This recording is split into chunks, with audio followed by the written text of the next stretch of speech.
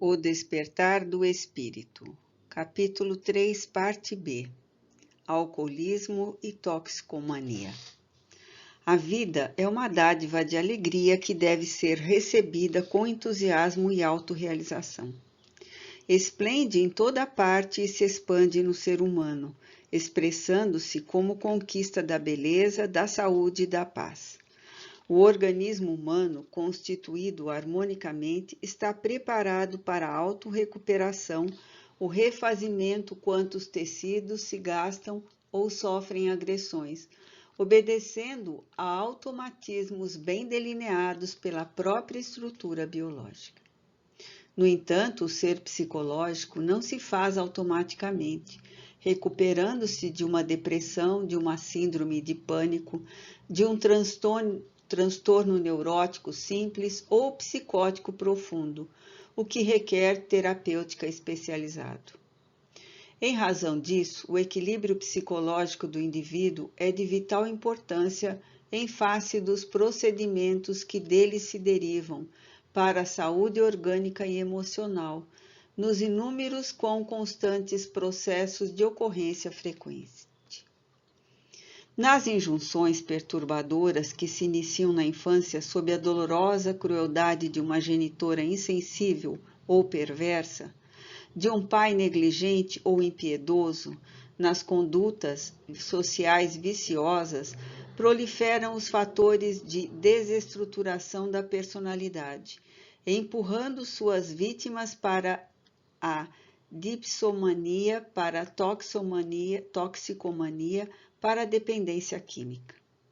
A hereditariedade exerce um papel de destaque por oferecer condicionamentos que se fixam nas células do futuro paciente,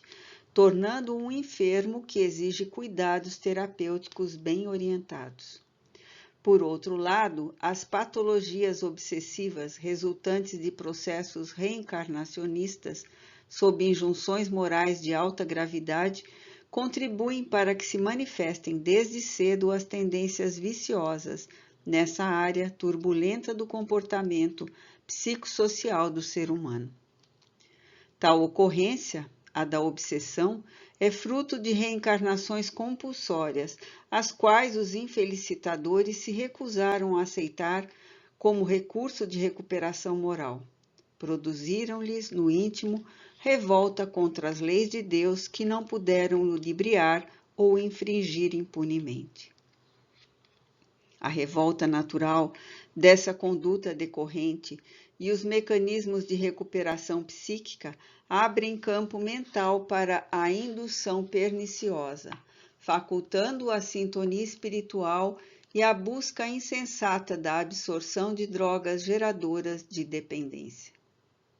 A falta de ideal, de objetivo existencial, de fatores que proporcionem a autorrealização, de conduta religiosa otimista, de solidariedade fraternal, de afetividade equilibrada, constituem armadilhas que precipitam os incautos nos fossos terríveis da loucura, do suicídio, do homicídio. A própria busca dos alcoólicos, assim como dos tóxicos, decorre de uma necessidade inconsciente de autodestruição, fugindo pelos corredores estreitos do prazer alucinado, até a consumpção por não dispor de espaço emocional para a alegria ampla, nem as experiências gratificantes do prazer natural. É uma chaga social e moral das mais graves, o alcoolismo, porque muito bem aceito nos conglomerados humanos, pode significar nos grupos economicamente elevados um status correspondente ao poder, à glória, à fama, ao destaque, e nos guetos representar um mecanismo de fuga da realidade, de igual forma e asfixia na ilusão. Paradoxalmente, a sociedade receita a ingestão de bebidas alcoólicas nas suas reuniões e festas, como a melhor forma de expressar o júbilo,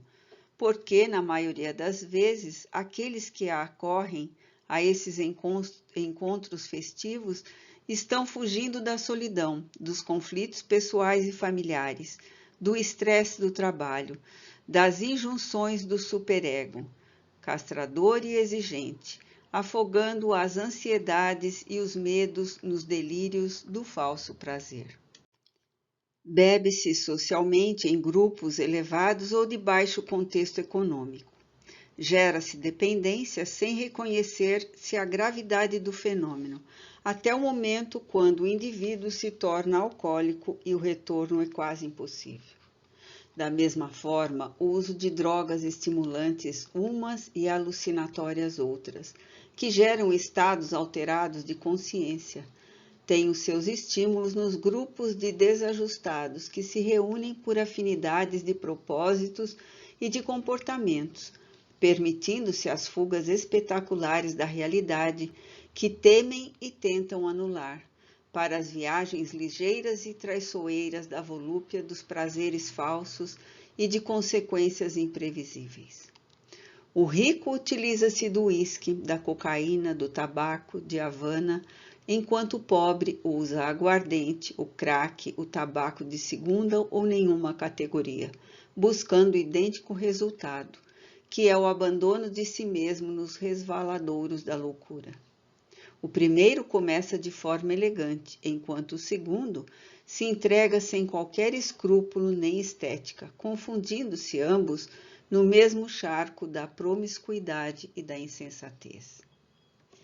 Nos delírios que o álcool e a droga proporcionam, a insegurança do paciente faz-se substituída pelo destemor e valentia, que são resultados da irresponsabilidade, produzindo sensação de vitória sobre os limites soterrados no inconsciente pelos fatores dissolventes da personalidade. O amor, porém, é sempre o grande auxiliar que a família deve proporcionar aos dependentes de um como do outro vício devastador, a fim de restituir-lhes a autoconfiança, a disposição para submeterem-se à terapia conveniente, ao entendimento dos objetivos da existência que deixaram de ter qualquer valor para suas existências fanadas. Por outro lado, as organizações não governamentais especializadas na ajuda aos viciados dispõem de um valioso arsenal de auxílios que colocam à disposição dos interessados como resultado da experiência com inúmeros pacientes, ao tempo em que podem equipar a família de recursos psicológicos e fraternais para contribuírem em favor do resultados salutares que todos anelam. Pode-se considerar na atualidade que se trata de dois terríveis flagelos destruidores que descarregam suas adagas sobre a sociedade, conspirando contra o equilíbrio e a harmonia do cidadão como indivíduo e da humanidade como um todo. As estatísticas apresentam dados alarmantes que não são levados em consideração por muitas comunidades nem pelos governos de muitos povos, cujos líderes são exemplos infelizes do consumo do álcool e das drogas,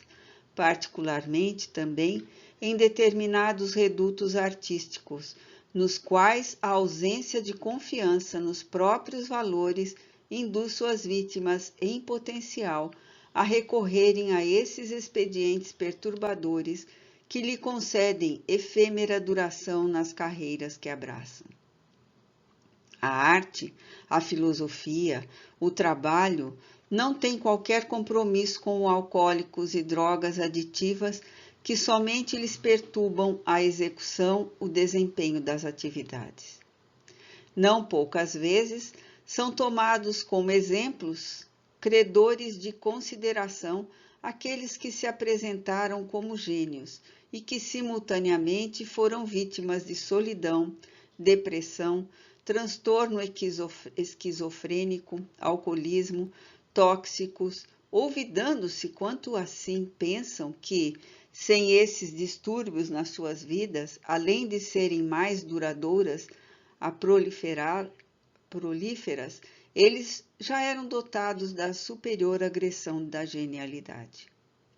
A pressa para fruir o prazer além dos limites ou para ganhar dinheiro enquanto está no topo exaure o ser humano, e este, para continuar na disputa em favor de mais aquisição, despreza o refazimento de que necessita, das horas de lazer e de reconforto moral, pensando em amealhar e gozar além do necessário, por saber transitória a sua posição de destaque e de predomínio, não vivendo realmente feliz, embora se encontre no máximo das realizações. Simultaneamente, é devorado pelo medo de perder a posição em face da disputa feroz com outros que se lhe acercam ambiciosos e desesperados para usurpar-lhe o lugar, para o que se permitem quaisquer recursos, desde que encontre glorificação e fortuna, a fim de enlouquecerem de narcisismo e de angústia posterior. Esse fenômeno é decorrência da instabilidade emocional e da volúpia de atingir o cume e ali ficar indefinidamente, sem compreender que a lei do progresso dá continuidade ao seu curso sem parar.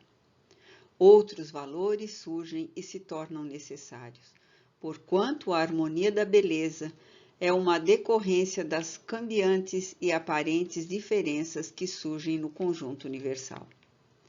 Cada criatura desenvolve um mistério e deve viver intensamente o seu ciclo sem atar-se-lhe, em forma que ultrapassa o período. Não fique sequelas de amargura ou de saudade desnecessárias,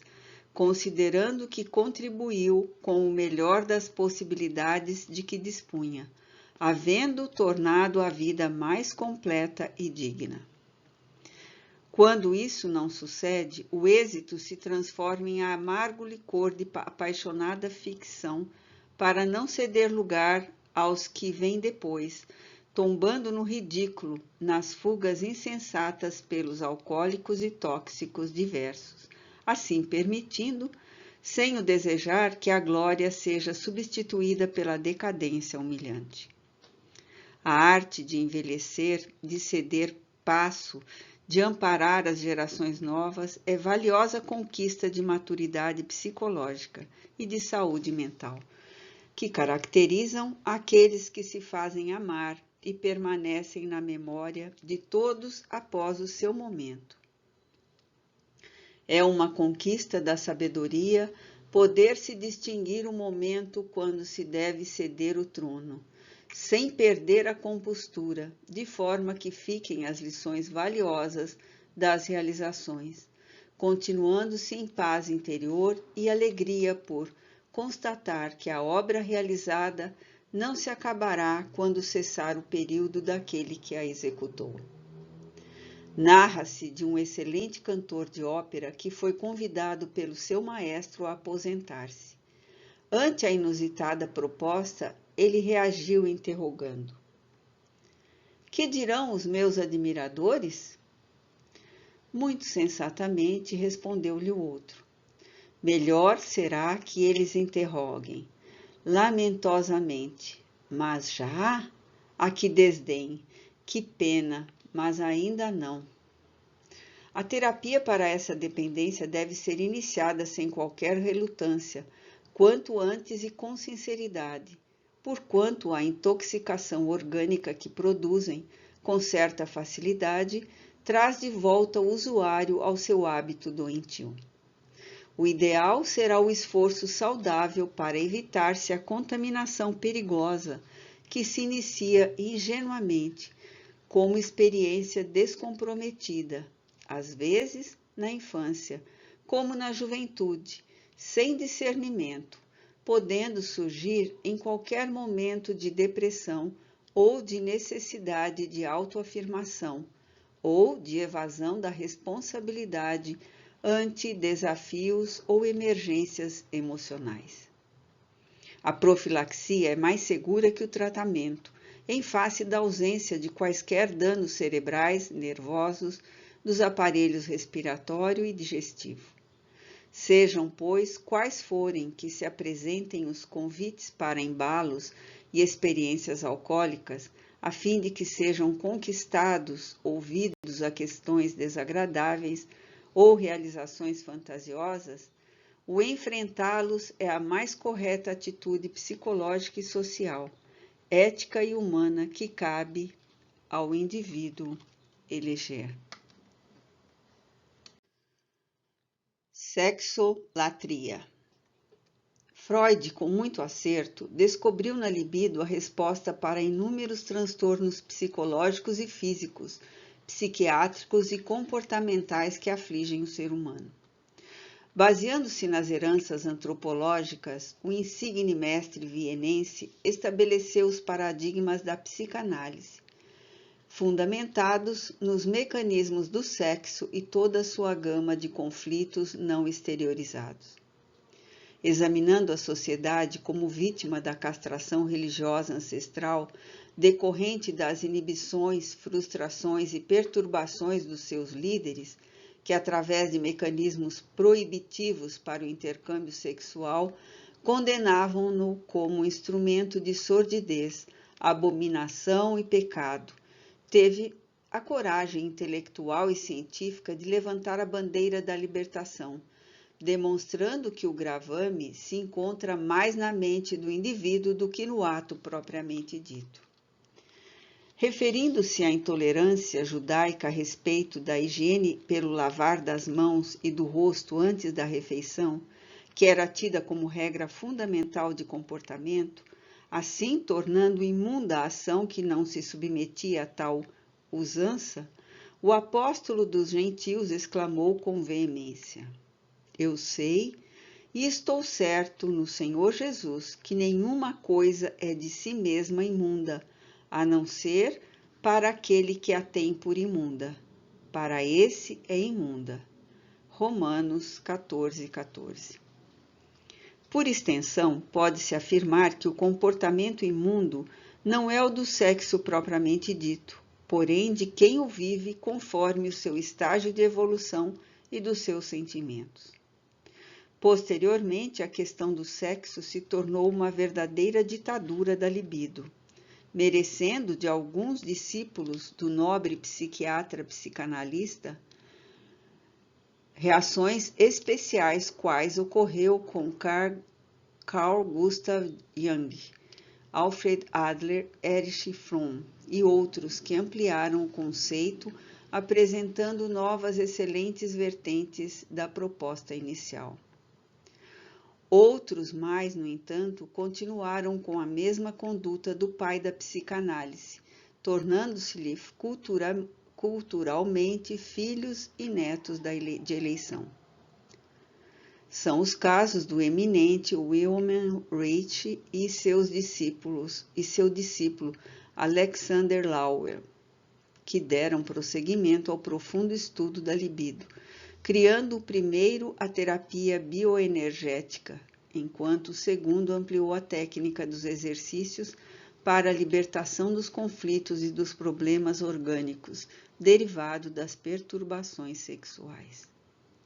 Certamente, uma vida saudável é aquela na qual todas as funções orgânicas funcionam normalmente, como decorrência do equilíbrio psicológico, que faculta a alegria de viver e realização plena. O indivíduo é a medida das suas realizações interiores e de toda a herança que carrega no seu inconsciente, o que equivale a dizer que é o resultado inevitável da sua longa jornada evolutiva, na qual, passo a passo, se liberta do instinto mediante o uso correto da razão, desta passando para a intuição.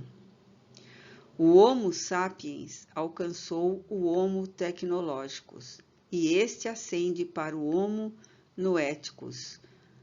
quando então haverá predomínio da vida parapsíquica, conduzindo-o a estados especiais de comportamento. A contribuição de Freud para a libertação da criatura humana, arrancando-a da hipocrisia vitoriana e clerical anteriores, dando-lhe dignidade, é de valor inestimável. No entanto, o ser humano não é somente um animal sexual, mas um espírito imortal em trânsito por diversas faixas do processo antropológico, na busca de sua integração no pensamento cósmico.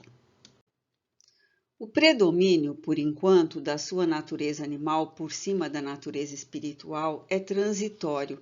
decorrente da larga jornada que se iniciou como psiquismo embrionário, atingindo o patamar de espírito inteligente no rumo da angelitude.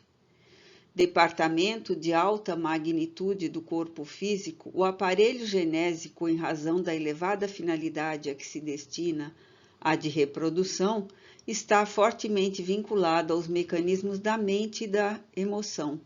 sobretudo dos comportamentos transatos, que geram as consequências inevitáveis do bom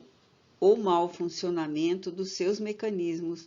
ora na busca do prazer, vezes outras para a perpetuação da espécie, noutros momentos para a completude hormonal e, por fim, para a realização total. Emparedado em preconceitos doentios, vitimado por castrações de mães impiedosas ou superprotetoras e de pais violentos, de famílias arbitrárias, de meios sociais mórbidos, a criança não se desenvolve com o necessário equilíbrio emocional, escondendo a própria realidade em atitudes incompatíveis com a saúde mental e emocional, tombando posteriormente em situações vexatórias, inibitórias, aberrantes ou tormentosas.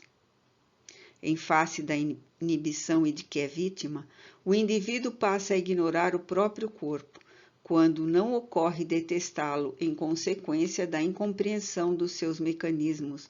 vivendo emparedado em cela estreita e afligente,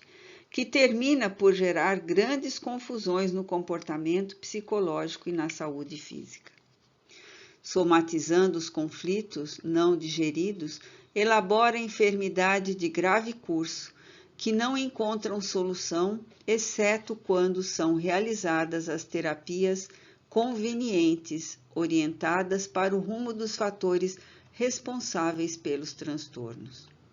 O conhecimento do próprio corpo, sua identificação com as funções de que se constitui, o uso equilibrado das suas possibilidades contribuem para uma existência harmônica, ampliando o quadro da autorrealização e do bem-estar, que são metas próximas para todos os seres humanos mergulhados na indumentária carnal.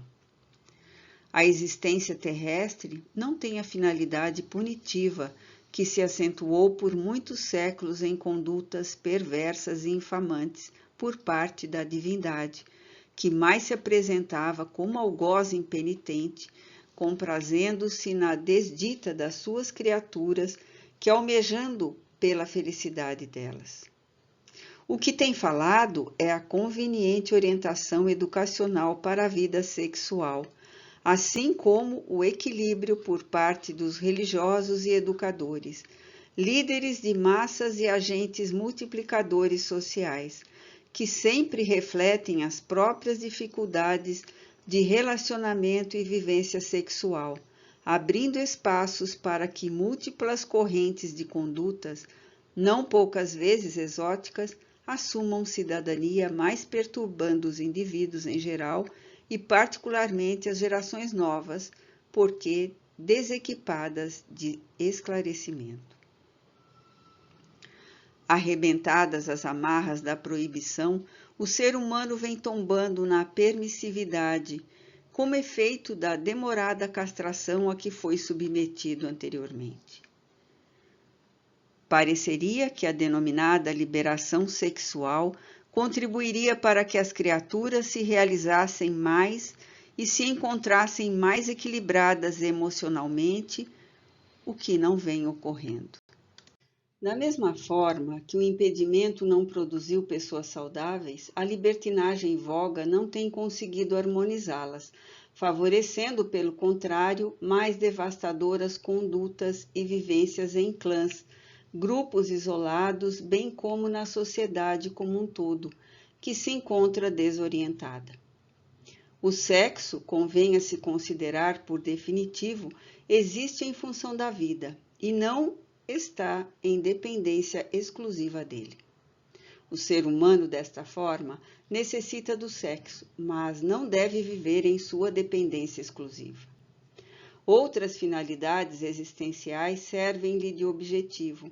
impulsionando-o a uma vida feliz e plena, através dos ideais e metas que cada qual se impõe, tornando a função sexual complementar, não indispensável. A questão, portanto, não está em atitude de abstinência física, quanto se pensou durante muitos séculos, nem o abuso das atividades da pelvis, através dos movimentos libertadores, como sugerem alguns bioenergeticistas, porém em um saudável direcionamento das funções com finalidade salutar. Os dias odiernos em que o sexo se transforma em motivo essencial da existência humana têm produzido mais angustiados e insatisfeitos do que se poderia imaginar, dando margem ao surgimento de ansiosos e frustrados que, considerando a existência como meio para alcançar orgasmos continuados, conduzem-se ao uso de bebidas alcoólicas, de drogas aditivas e outras estimulantes e responsáveis pela capacidade da função, que deverá sempre ser espontânea e criativa através do amor. Constitui o amor o mais maravilhoso élan para a vida sexual, em vez do barateamento da função que se vem tornando tormentosa idolatria.